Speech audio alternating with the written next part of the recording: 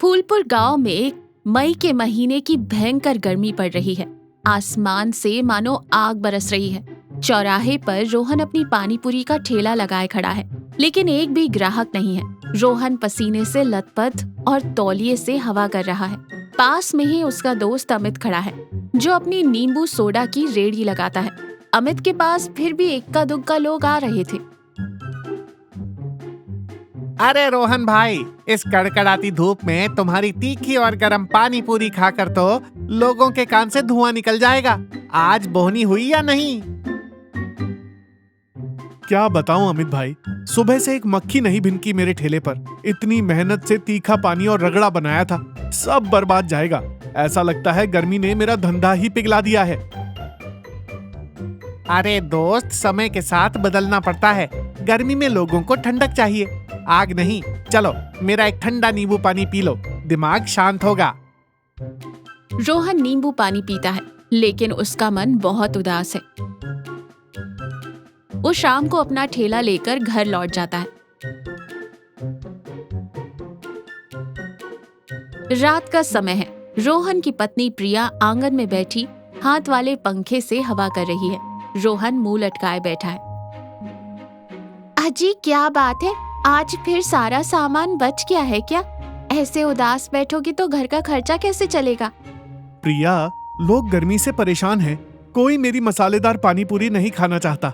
सोच रहा हूँ धंधा बदल लूं, शायद ककड़ी तरबूज बेच लूं। प्रिया प्यार से समझाते हुए कहती है, धंधा बदलने से किस्मत नहीं बदलती जी। अपनी पानी पूरी तो पूरे गांव में मशहूर है, बस उसे मौसम के हिसाब से ढालने का सोचो। कुछ ऐसा बनाओ जो लोगों के कलेजे को ठंडक दे। जब तक कुछ नया नहीं सोचेंगे कैसे बात बनेगी? प्रिया की बात सुनकर रोहन सोचने लगता है। तभी उसकी नजर पास रखे बर्फ के टुकड़े पर पड़ती है, जो जोर जोर से पिघल रहा था। रोहन की आंखों में चमक आ जाती है। मिल गया आइडिया। प्रिया, तुमने मेरी आंखें खोल दी। कल देखना, रोहन ऐसा कमाल करेगा कि पूरा गांव उंगलियां चाटता रह जाएगा। अगली सुबह रोहन अपने किचन में कुछ नया कर रहा है। उसने पानी पूरी का गरम रगड़ा हटा दिया है। उसकी जगह उसने बर्फ का चूरा क्रश करके रखा है। साथ में मीठी लाल चटनी, ठंडा पुदीने का जलजीरा और मीठा दही।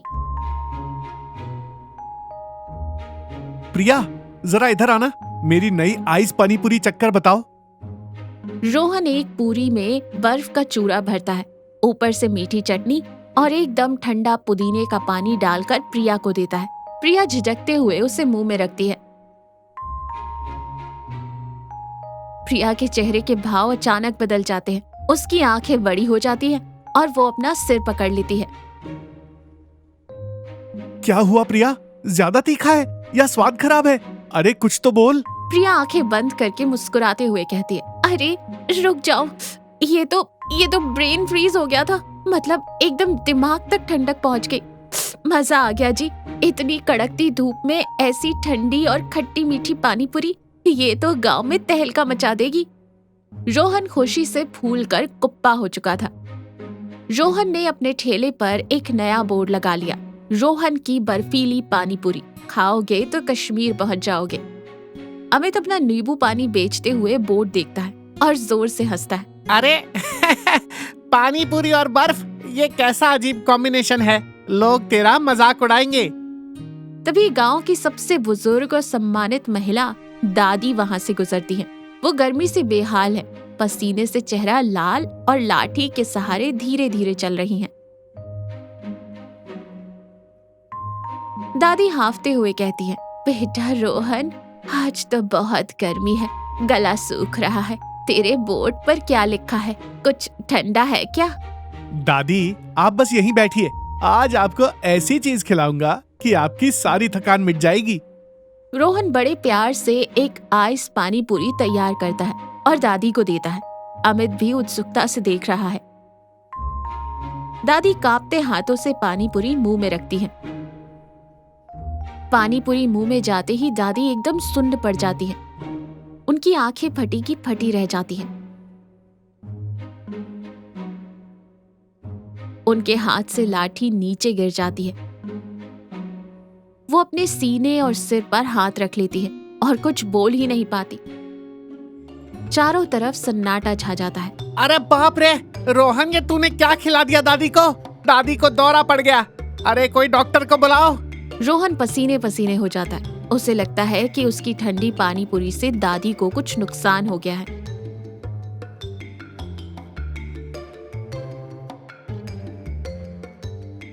दादी, ओ दादी, मुझे माफ कर दो, मैंने तो बस बर्फ डाली थी। दादी कुछ तो बोलिए। अचानक दादी एक लंबी और ठंडी सांस छोड़ती हैं। उनके चेहरे पर एक बहुत बड़ी सुकून भरी मुस्कान है। दादी हंसते हुए कहती है, अरे चुप करो तुम दोनों, मुझे कुछ नहीं हुआ। बस वो बर्फ वाली पानी पूरी ने सीधे मेरे दिमाग की नस को ठंडा कर दिया। सच कहूँ तो रोहन बेटा, 70 साल की उम्र में ऐसा स्वर्ग जैसा स्वाद मैंने तो कभी नहीं चखा। ऐसा लगा जैसे मेरे अंदर का सारा सूखापन इस एक पानी पूरी ने बुझा दिया। एक और बना दे जल्दी से। रोहन और अमित की जान में जान आती है। दोनों जोर जोर से हंसने लगते हैं। आज रोहन के ठेले के पास छोटा सा जश्न चल रहा है। खबर पूरे गांव में फैल चुकी है। ठेले के पास प्रिया भी रोहन की मदद कर रही है। दादी एक कुर्सी पर बैठी मजे से आइस पानी पूरी खा रही हैं। अमित ने भी अपनी नींबू सोडा की रेड़ी रोहन के ठेले के बगल में लगा ली है और दोनों मिलकर लोगों को सर्व कर रहे हैं। लोग आपस में बातचीत कर रहे हैं और आइस पानी पूरी की तारीफ कर रहे हैं। मान गया मेरे दोस्त, मैंने सोचा था कि बदलाव आसान नहीं होता, लेकिन तूने तो अपनी सोच से मौसम को ही मात दे दी। आज से मैं भी तेरी बर्फीली पानी पूरी का पक्का ग्राहक हूँ। ये सब प्रिया के भरोसे और तुम जैसे दोस्तों के कारण हुआ है। मैंने बस लोगों की परेशानी समझी और कुछ नया करने की कोशिश की। प्रिया मुस्कुराती है। तभी दादी अपनी पानी पूरी खत्म करके खड़ी होती है। सब उन्हें देखने लगते हैं। दादी बहुत ही भावुक और शांत स्वर में कहती है, रोहन बेटा, गर्मी तो हर साल आती है और शरीर को तपाती है। लोग पैसे कमाने के लिए क्या क्या नहीं करते, लेकिन तूने सिर्फ पैसा नहीं कमाया, तूने हम सब की परवाह की। याद रखना बच्चे, असली ठंडक सिर्फ बर्फ में नहीं होती। असली ठंडक उस प्यार और नियत में होती है जिससे हम किसी दूसरे को परोसते हैं। तेरी पानी पूरी में वही प्यार था।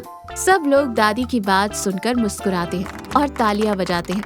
रोहन अपनी पत्नी प्रिया को देखता है। दोनों के चेहरे पर एक सच्ची खुशी और संतुष्टि है।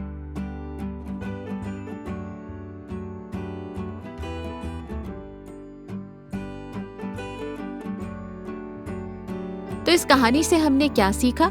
पॉजिटिव बदलाव। परिस्थितियों से हार मानने की बजाय अपनी बुद्धि और इनोवेशन का इस्तेमाल करके किसी भी मुश्किल को अवसर में बदला जा सकता है।